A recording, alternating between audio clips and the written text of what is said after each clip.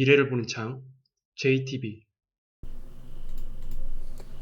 안녕하세요. JTBJ입니다.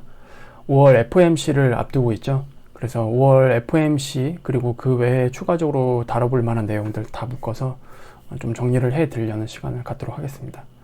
일단 어제 고용 비용에 대해서 예상치보다 높게 나오면서 이게 또 10년물 채권금리 시장을 좀 건드렸거든요. 그래서 이것 때문에 증시가 어제 미국 증시가 좀 조정을 받는 그런 모습을 보여줬습니다.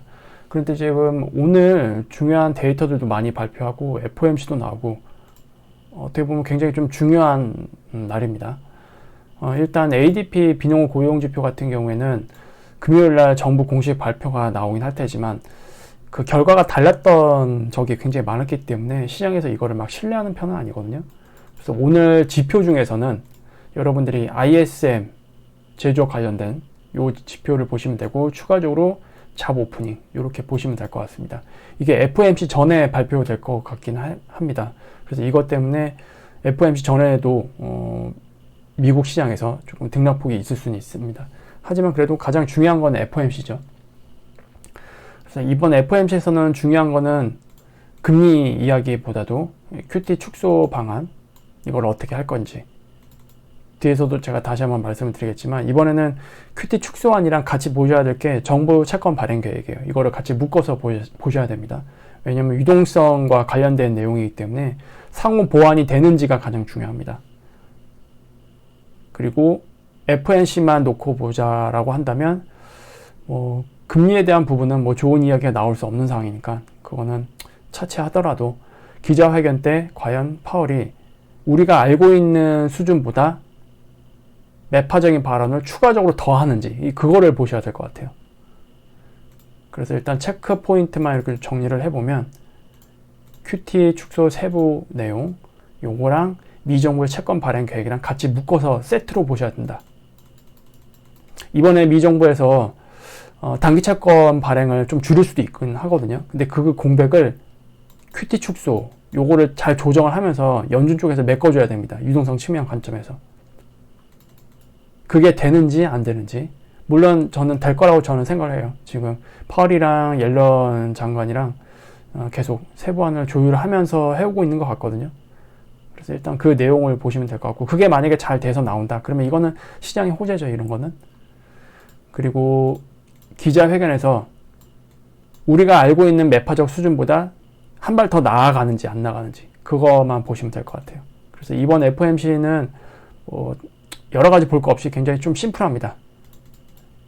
기자회견에서 요거만 체크하시면 됩니다.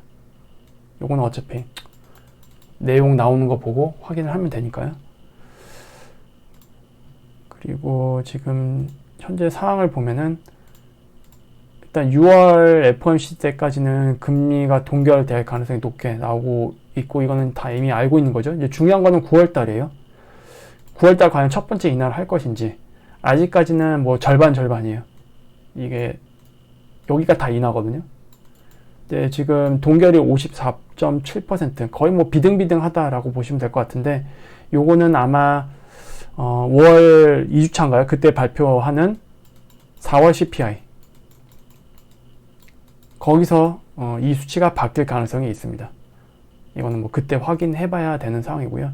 또는 오늘 만약에 파월이 추가적인 매파 발언을 또 내놓는다. 우리가 기존에 알고 있던 수준에서 말고 거기서 한 발 더 나아가서. 그러면은 이 수치도 많이 좀 바뀌겠죠. 그래서 지금 가장 베스트 시나리오는 3회 금리 인하는 물 건너갔고, 이제 2회 금리 인하잖아요. 2회 금리 인하인데, 과연 이렇게 될 거냐 말 거냐는 오늘 FOMC 뿐만이 아니라 5월 달에 발표하는 물가지표까지 계속 잘 봐야 됩니다. 그리고 지금 금리 수준을 볼게요. 10년물 국채 금리가 아직도 4.5 위에서 놀고 있네요, 지금. 4.5가 굉장히 중요하다라고 말씀드렸죠. 여기. 지금 여기서 단기 고점을 만드는 국면이면 다행인데, 이게 또 다시 고점을 높여서 올라가는 패턴으로 나오게 되면 좀 골치 아프죠, 이렇게 되면. 여기까지는 저는 안 올라갈 거라고 생각을 합니다. 그 물가 발표가 저는 그래도 5월 달에는 좀 괜찮게 나올 거로 좀 예상을 하고 있긴 하거든요. 그래서 현재 그 물가를 추적하는 트루플레이션 쪽 데이터를 잠깐 공유를 해드리도록 할게요. 일단 이렇게 좀 보면은 오늘 5월 1일이기 때문에 5월 1일 데이터가 오늘 반영이 됐거든요. 근데 4월 초에 너무 높았어요. 그래서 일단 오늘 이렇게 급락한 데이터는 빼고 보셔야 됩니다. 왜냐면 제가 어제까지 확인을 했을 때 데이터가 딱 여기였었어요. 이 위치였었어요. 그래서 한 달치만 딱 보면은 요렇게 보시면 됩니다. 이렇게 급락한 거 말고 요렇게 이 구간, 그리고 하루치가 앞에 더 있겠죠. 요렇게 내려오고 있었으니까. 그래서 4월달 물가만 보면은 지금 어쨌든 우리는 MOM이 중요한 상태이니까 좀 나눠서 볼게요. 3월달이랑 4월달. 일단 3월달 데이터가 이래요. 여기입니다. 여기. 그래서 3월달은 특히 2월달 대비해서 이렇게 많이 올라왔어요. 물론 3월 말에 좀 다시 급락하긴 했지만 중간값을 보면은 거의 이 정도 수준입니다. 물가 추이를 보면. 근데 4월 달에는 여기서 한 단계 내려와 있는 상태입니다. 여기서 한 요렇게 될 거거든요. 요렇게. 그래서 여기서 중간값은 한 뭐 이 정도 될 것 같아요. 그래서 요렇게 내려온 거예요. 둔화가 된 거죠. MOM은 둔화가 됐어요.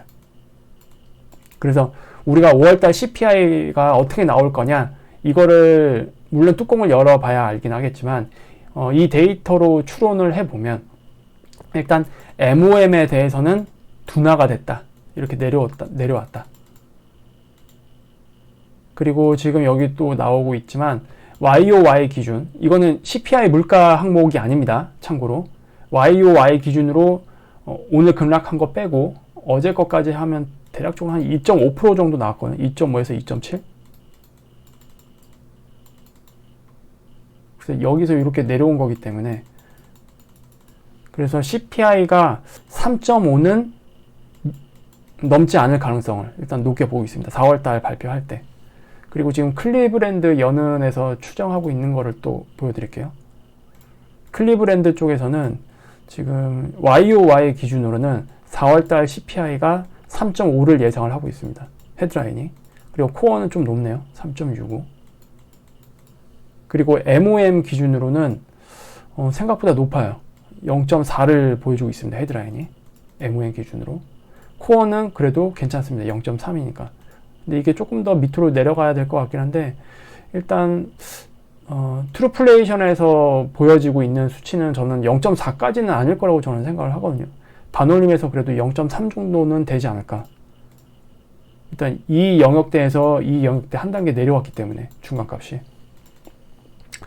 그래서 클리브랜드 쪽에서 추정하고 있는 것보다는 조금 더 MOM은 낮게 나올 것 같긴 한데, 일단 가장 베스트 시나리오는 5월 달에 발표하는 CPI에서 MOM이 0.4를 안 보는 거죠.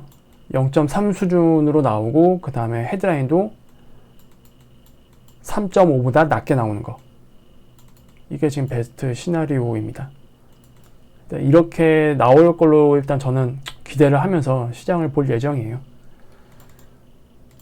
그래서 이거 말고는 지금 시장을 추세적으로 바꿀 만한 그런 재료는 없는 상태이긴 합니다. 추세적으로 움직일 만한 뭔가 모멘텀이 나오려면 뭐 실적 관련이거나 이런 것들이 좀 좋게 나와야 되잖아요. 어쨌든 지금 실적 시즌이고 하니까. 아니면 물가에 대한 부분, 그래서 통화정책에 대한 어떤 모멘텀이 나오던가, 이 둘 중에 하나인데, 일단 물가는 시간이 좀 걸리고요. 5월 둘째 주까지는 가봐야 하니까. 그럼 나머지는 실적이에요. 이번 FOMC 이벤트를 잘 소화를 하고 실적에 대해서 호재가 나오는지 안 나오는지가 좀 중요하겠죠. 단기적인 흐름으로는. 그리고 이게 추세적으로 그대로 이어받으려면은 물가 지표가 좀 좋게 나와야 될 것 같고요. 그래서 5월 달에 추가적인 급락이 나올 거냐, 이거에 대해서는 뭐 예상은 아직 안 하고 있긴 하지만, 계속 급등락이 반복되면서 뭔가 좀 대응을 잘 해야 될 것 같다. 5월 초중반까지는. 그러니까 물가 지표가 발표하기 전까지는 그렇습니다. 근데 이게 발표되고 나면은 그때쯤에서는 뭔가 좀 방향이 확실히 잡히지 않을까 그렇게 생각을 하고 있어요. 그래서 여러분들도 이런 내용들을 좀 참고를 해서 보시면 될 것 같습니다. 그리고 뭐 추가적으로 볼만한 데이터는 뭐 환율 정도 될 것 같긴 한데 가장 관심이 가는 이겁니다. 어쨌든 우리나라도 환율이 1400원에서 한번 피크를 치고 이렇게 왔다가 지금 다시 한 반등하는 구간에 와 있잖아요.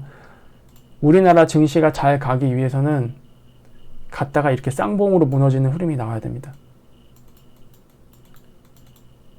이거를 뚫고 올라간다? 이거는 솔직히 예상이 안 돼. 왜냐면 이미 한은에서 1400원에서 구두 개입이 들어왔고, 구두 개입이 들어왔음에도 불구하고 이걸 다시 뚫는다?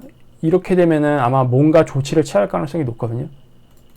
그래서 저는 1400원은 이번엔 반등하더라도 안 넘을 걸로 일단 예상을 하고 있고요. 오히려 여기가 제가 아까 말씀드렸던, 지금은 이렇게 내려왔다가 길적 반등을 했지만 다시 내려오는 구간이 남았잖아요. 이게 아마 여기서 만들어 줄 수 있지 않을까. 그래서 환율이 반등이 끝나게 되면은 우리나라 증시도 이 눌림 요 구간이 끝나지 않을까라는 조심스러운 예상을 해보고 있습니다.